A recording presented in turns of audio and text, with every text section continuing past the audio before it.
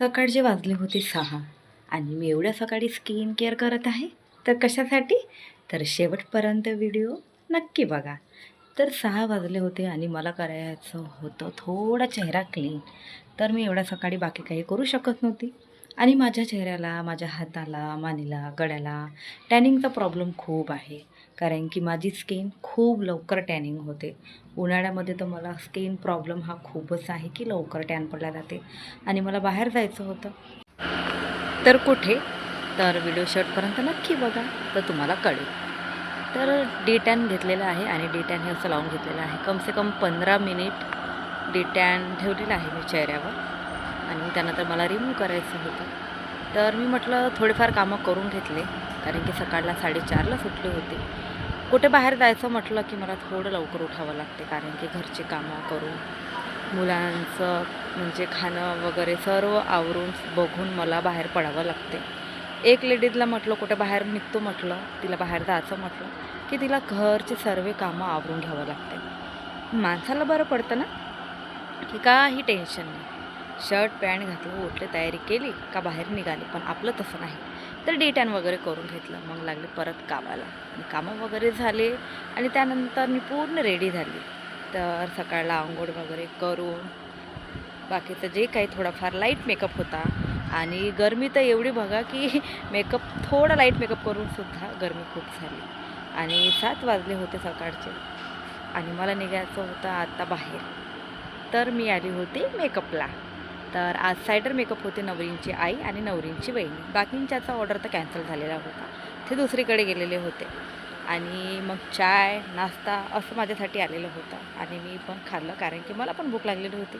तर finally नवरींची I ready झाली. तर त्यांनी साडी वगैरे स्वतःच घातलेली होती. मला फक्त मेकअप आणि हेअरस्टाईल करून द्यायची होती आणि त्यांच्या बहिणींचीसुद्धा तयारी झालेली होती. तर मेकअप वगैरे झाले, आटोपले आणि त्यानंतर मग मी अशी छान बाहेर निघाली. स्टेज वगैरे असा छान नवरीचा सजलेला होता आणि नवरींचा मेकअप त्यांच्या मैत्रिणीला दिला होता. आजकाल असं सुरू असते की जे कोणी जवळचं राहते ना त्यांनाच मेकअप दिला जाते. तर आजकाल असंच, कारण की आजकाल म्हणजे पार्लर लाईन म्हटलं तर खरंच ब्युटिशियन खरंच खूप जण झालेले आहे की आता ऑर्डरसुद्धा भेटणं थोडं मुश्किल पडते. पण मला काही हरकत नाही, कारण की माझं पार्लर आहे. माझं फेशियल, थ्रेडिंग, क्लीनअप, कटिंग असं वगैरे काही चालत राहते, तर मला काही तेवढं टेन्शन नाही आहे. आणि हे बघा, ऊन बघा, एवढी प्रचंड ऊन आहे ना की काही कळत नाही की एवढं टेम्परेचर. ह्यावेळेस तर खरंच खूप गरमी आणि घरी आल्यानंतर हे सर्व मला सामान पूर्ण आवरून घ्यावं लागणार आहे. आणि मी ह्या बॅगमध्येच नेलेलं होतं, कारण की सायडर मेकअप होते, तर तेवढं काही मला काही लागणार नव्हतं आणि मग मला जे जे इम्पॉर्टंट होते मी त्या बॅगमध्येच नेलेले होते. आणि अशी बॅगमधून पूर्ण सामान बाहेर काढलं आणि मला अजून परत आता हे एवढं सामान आवरून घ्यायचं होतं. आणि हे बघा, 2 जणांचा मेकअपसुद्धा म्हटलं तरी आपल्याला सर्वच गोष्टी न्यावं लागते जे आपल्याला उपयोगी पडेल. तर फायनली आता मला हे पूर्ण सामान आवरून घ्यायचं होतं आणि हे आहे बॅग.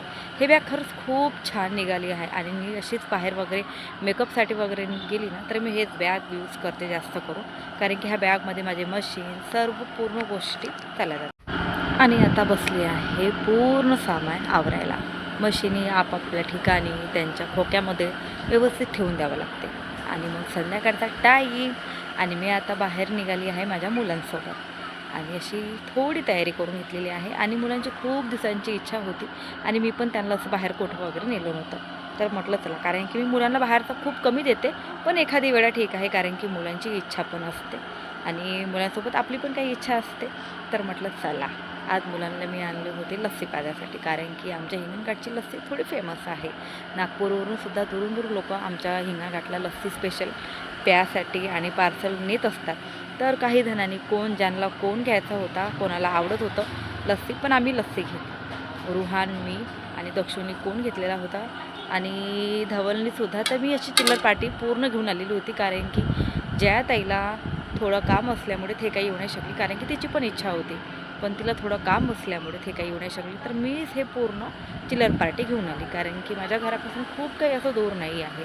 तर मी त्यांना छान फिरत फिरत एवढ्यांनासुद्धा घेऊन आलेली आहे. आणि खरंच खूप छान लस्सी होती आणि टेस्टी होती.